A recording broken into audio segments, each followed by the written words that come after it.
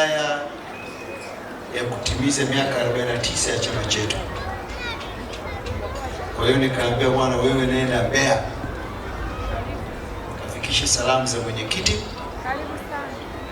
na waambie wana Mbeya kwamba mwenyekiti anawapenda sana, tunampenda nawasalimu, tunamsalimu, anaendelea kuwapigania, anaendelea kuwasimamia na ataendelea kuleta maendeleo katika mkoa huu wa Mbeya.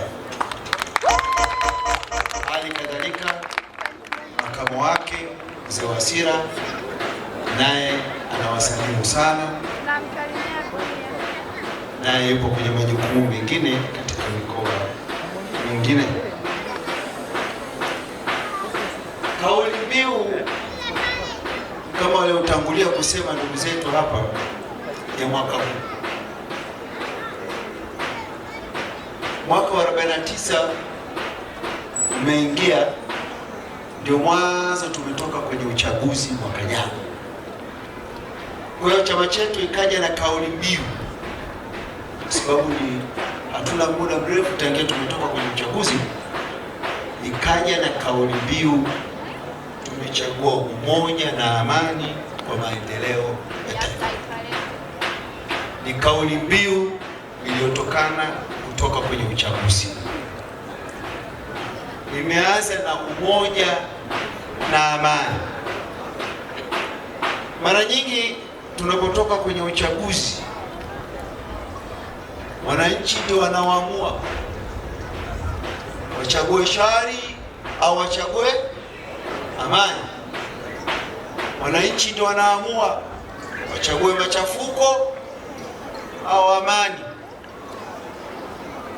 Lakini kwa busara za wananchi na uelewa wa Tanzania wakaamua kufanya nini? Kuchagua amani. Kuchagua amani, na chama ambacho kitakachodumisha amani ni CCM. Kwa wananchi wakaamua kuchagua CCM ili amani ifanye nini? Iendelee kuwepo. Kwa Chama cha Mapinduzi kinawashukuru sana wananchi kwa kuchagua amani, kwa sababu bila amani hakuna kitakachofanyika. Uongo jamani? Kama hakuna amani, hakuna mtu atakayeenda kulima shambani. Kama hakuna amani, hakuna mtu atakayeenda kazini. Kama hakuna amani, hakuna mtu atakayeenda kutafuta riziki yake. Amani ni jambo muhimu sana sana sana katika maisha yetu ya kila siku. Kwa hiyo baada ya kuchagua amani, ukachagua kingine, maendeleo ya taifa letu. Mmechagua CCM, Chama cha Mapinduzi, katika uchaguzi wake, kampeni zake izunguka nchi nzima na hapa mkoa wa Mbeya kulani ilani Chama cha Mapinduzi kwamba ukichagua Chama cha Mapinduzi, chama kitawafanyia haya.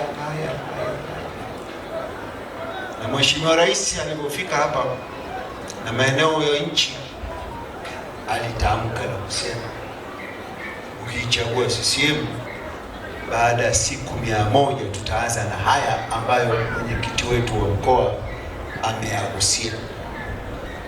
Kwa hiyo Chama cha Mapinduzi kinasema uchaguzi umeisha. Ukishaisha uchaguzi, kinachobaki sasa ni kuwatumikia wananchi. Kuna changamoto nyingi zinazokabili wananchi. Kuna changamoto za barabara, kuna changamoto za miundombinu, kuna changamoto za afya.